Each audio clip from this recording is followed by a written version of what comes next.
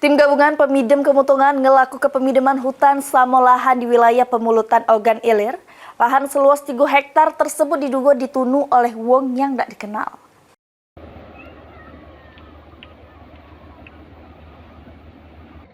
Pecah inilah kondisi asap putih pecah kabut, sisa-sisa sesudem pemideman yang dilakukan tim gabungan di wilayah pemulutan organ ilir.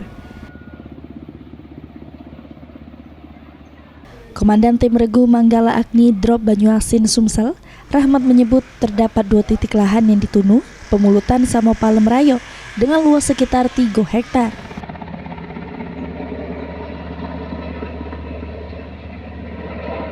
Pas petugas datang lahan Sudam Temutung, tim berhasil melakukan pemideman juga dengan turunnya hujan.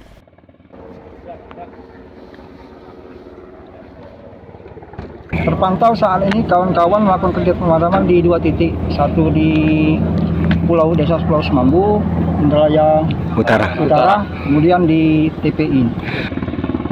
Ahmad Romawi, PALTV.